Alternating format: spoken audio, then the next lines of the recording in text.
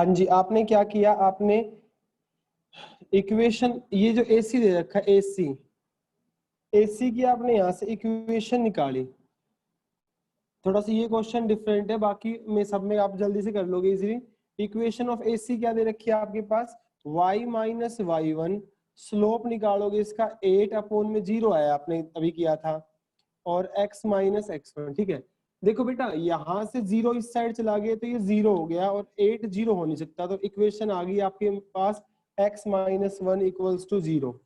ये तो आपके पास इक्वेशन ऑफ AC आ गया। सिर्फ क्यों कर रहा हूं मैं ऐसा, मैं बताऊंगा ऐसा क्यों कर रहा हूँ कि सर आपने डायरेक्टली M1 M2 क्यों नहीं निकाला। ठीक है, और बेटा आपने इक्वेशन ऑफ BD निकाली, दो equation of BD, equation of BD निकालूंगा तो मेरे पास आ गया y माइनस y1, स्लोप कितना आ गया 4 माइनस 0 अपॉन में 0 माइनस 2 अपॉन में x माइनस 6, ये कैंसिल हो गया 2 पे, तो y आ गया माइनस का 2x, ठीक है, और प्लस का 12। ठीक है, इधर ले आओ 2x plus y minus 12 equals to 0। ये लाइन आ गई, एक ये और एक ये। अब देखो एक लाइन तो है ये वाली, मैंने आपको एक बात बताई थी कि अगर लाइन परपेंडिकुलर होंगी, तो मैंने अभी आपको फॉर्मूला बताया था, लाइन परपेंडिकुलर होगी क्या होगा, A1, ये वाला फॉर्मूला बताया था मैंने, देखेंगे यहाँ पर आपके पास अगर दो लाइनें दे रखी हैं और परपेंडिकुलर दे रखी हैं, लाइन ने यहाँ पर लिख लोगे x माइनस 1 इक्वल्स टू 0, और एक लाइन आपके पास क्या आई थी, ये वाली 2x plus y minus 12 equals to 0। ये दो लाइन ले ली हमने, क्या लिया, let theta be the angle between them, theta be the angle between them. तो टेंजेंट थीटा का एक फॉर्मूला बेटा ये भी होता है, tangent theta equals to A1 A2 B1 minus A2 B2 A1 B2। दोबारा देखेंगे, टेंजेंट थीटा का फॉर्मूला होता है एक, ये लिखा हुआ है आपके जब एग्जांपल से पहले वाला फॉर्मूला है, A2 B1 minus A1 B2 upon में A1 A2 प्लस में B1 B2। ये फॉर्मूला भी आपका एक होता है टेंजेंट में, और ये कब अप्लाई करना है, जब आपका अगर एक स्लोप 0 आ रखा हो तो करने, क्योंकि उससे फिर आपका इन्फिनिटी बनने का चांसेस हो जाएगा। तो टेंजेंट थीटा A2 B1, अब यहाँ पर देखो A1 1 है, B1 है ही नहीं 0, और C1 है -1, A2 2 है और B2 1 है, तो A2 2 B1 0 minus A1 1 B2 1 upon में A1 A2 1 into 2 minus B1 B2 0 into 1।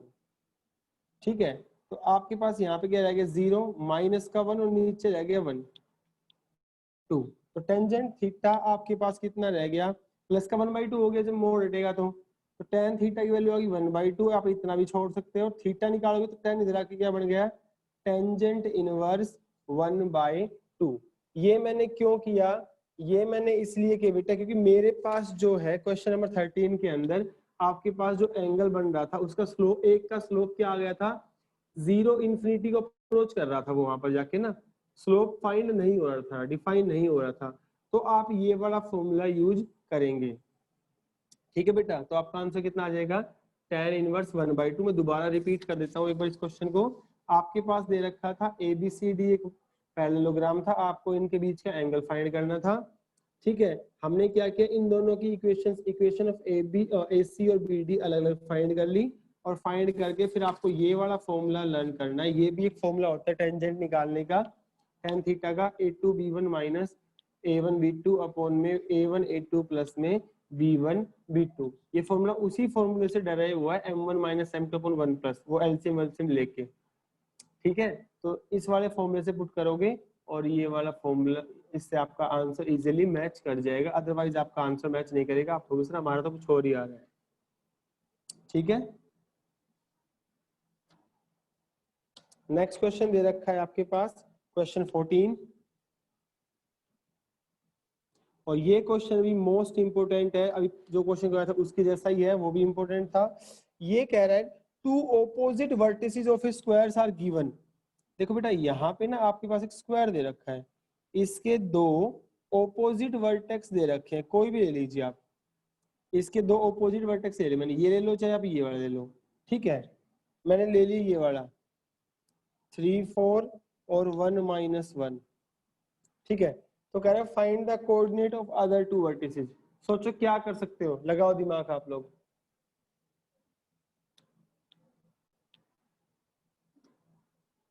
सोचो बेटा।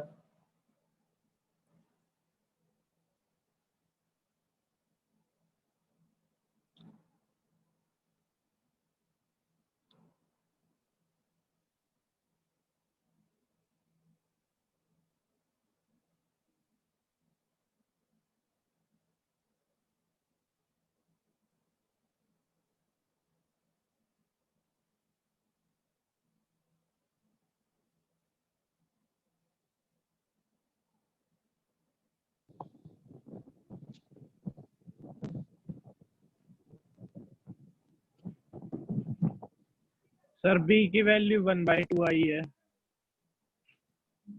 आ गया कोऑर्डिनेट। और सर ए की वैल्यू 5/2 आई है, ये सेकंड कोऑर्डिनेट में। और ठीक है, फर्स्ट में बी की 9/2 आई है और 1/2। कैसे किया बेटा? क्या सर? कैसे किया आपने ये? सर ये पहले तो कोऑर्डिनेट ये भी है ना, इसका formula a² equal to b² लिया पहले। अच्छा, उससे सर ये कैसे? देखो पूरी बेटा, एक बार आप देखेंगे इधर कि जो ये एसी है ना, चलो बेटा ठीक है, अब आप मैं कॉन्सेप्ट बताता हूँ आपको, आपने किया है उससे।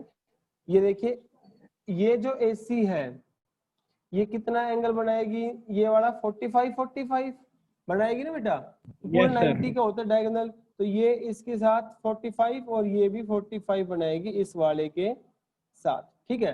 हमने क्या ले लिया, इसका स्लोप ले लिया इस लाइन का, कितना m, और AC का आप स्लोप आप निकाल लोगे। स्लोप ऑफ AC निकाल लिया आपने, कितना हो गया स्लोप ऑफ AC? -1 -4 और 1 -3, 5/2 आ गया इसका स्लोप। और इसका स्लोप मैंने मान रखा है m। स्क्वायर 90 होता है, इसमें हर एक एंगल 90 होता है। तो let the slope along AB कितना m, तो इनके बीच का एंगल दे रखा है दोनों के बीच का tan 45, तो tan 45 इक्वल्स टू क्या हो गया, m1 m -5/2m, इसका स्लोप अपॉन में 1 + m × 5/2, ठीक है। टेंजेंट 45 होता है 1, और ये आगे 2m - 5 अपॉन में 2 + 5m, और जब मोड हटेगा सामने प्लस माइनस छोड़ेगा। सोल्व कर लो इसको सोल्व करोगे, यहाँ से एक बार प्लस लोगे तो m की वैल्यू आएगी -7/3। किया हुआ क्वेश्चन है ये एक बार, ठीक है। m की वैल्यू कितनी आ गई इसके लिए? -7/3 आ गई बेटा, इसकी वैल्यू आ गई -7/3। अब ये देखो BC क्या है, इस वाले पे परपेंडिकुलर होती है, तो इसकी वैल्यू कितनी आ जाएगी? जब ये m इसके लिए -7/3 है, तो इसके लिए क्या आ जाएगा? ये इसका नेगेटिव का उल्टा 3/7। अब देख लीजिए 1 पॉइंट आपके पास पासिंग रहा और m आपके पास आ गया, तो इक्वेशन आ गई आपके पास, equation along AB y - y1, slope आया -7/3, x - x1, 3y - 12 -7x + 21, तो लाइन आ गई आपके पास 7x + 3y, और इधर ले आओ -33। ये इक्वेशन आ गई किसकी बेटा? इसकी। और 1 पॉइंट आपका पासिंग ये दे रखा है 1 - 1, और इसका स्लोप आपने निकाल ही लिया, इसका तो आया था -7/3 और इसका फाइंड करोगे तो कितना आ जाएगा? 3/7। तो इक्वेशन ऑफ BC भी आ गई, कितनी? y इसका पासिंग पॉइंट कितना है बेटा? इसका पासिंग पॉइंट है 1 - 1, तो प्लस का 1 स्लोप आ गया इसके अलोंग 3/7, और x - x1 7y + 7 3x - 3, उधर ले जाओ 3x - 7 - 10 = 0। अब देखो बेटा मैंने ये क्यों निकाली है, ये इक्वेशन निकाल ली और ये इक्वेशन निकाल ली, ये दोनों इक्वेशन निकाली, जहां पर टकराएंगी 10th में आप एलिमिनेशन मेथड सोल्व करते थे, दोनों जो ये इक्वेशन आई है इनको सोल्व कर लो, ये वाला पॉइंट आ जाएगा, ये पॉइंट आ गया, तो बी के कोऑर्डिनेट आ गए, बी के कोऑर्डिनेट आ गए, तो इनके जो मिड पॉइंट्स होते हैं दोनों डायगोनल्स के, वो क्या होते हैं, सेम। तो इसका जो मिड पॉइंट आएगा वो यहाँ लिख देंगे, एक पॉइंट ये आ गया, इसको एक्स वाई मान लोगे, कोऑर्डिनेट ऑफ डी आ जाए। तो बहुत ही अच्छा क्वेश्चन है ये, काफी इंपॉर्टेंट क्वेश्चन था ये वाला। आपने अलग तरीके से किया। आपने अलग से किया है ना, मैंने अलग से किया है। आपने बहुत ही जल्दी फाइंड कर दिया था बेटा। 4 मार्क्स में आता है इस टाइप से क्वेश्चन, तो देखो ऐसे करना पड़ेगा आपको। आप एमसीक्यू में कर लेना वो तरीका जो आपने अपनाया था ना बेटा। सर मैंने 4 मार्क्स के हिसाब से किया था। अच्छा, आपको मैं अपने नोटबुक के पिक्चर भेज दूंगा। चलो भेजना आप, ठीक है। सर एक बार दोबारा बता दो। हाँ बेटा श्योर।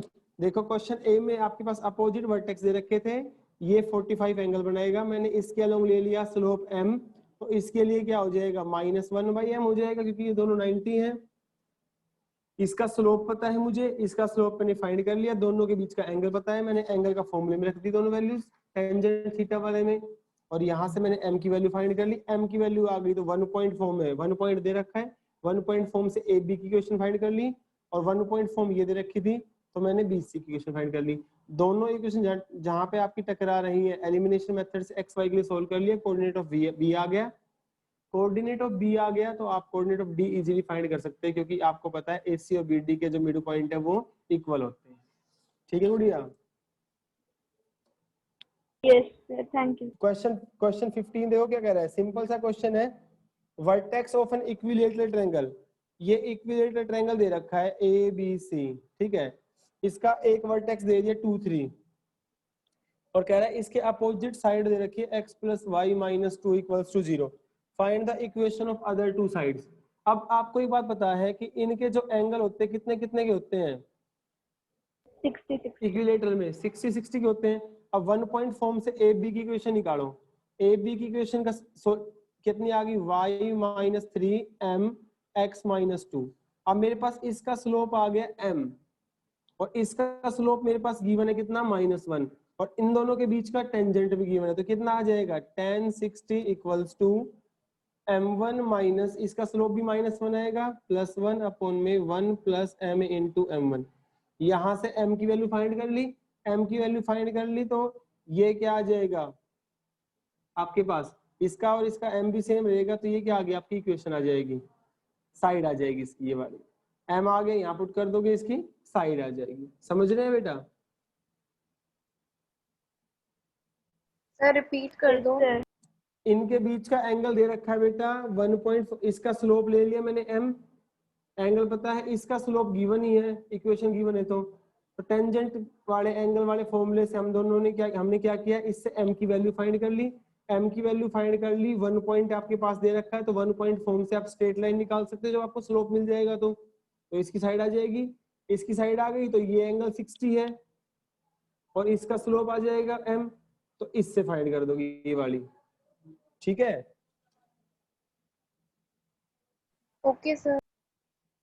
तो यहीं तक करना है आज। 15 क्वेश्चन है और सारे इंपॉर्टेंट क्वेश्चन है, ये वाला बहुत इंपॉर्टेंट है, तो ढंग से करना। फिर भी नहीं आया तो आप प्लीज प्लीज प्लीज डाउट जरूर भेज देना मुझे, ठीक है? यहीं तक करना है बैठ के आपको, ठीक है? थैंक यू बेटा।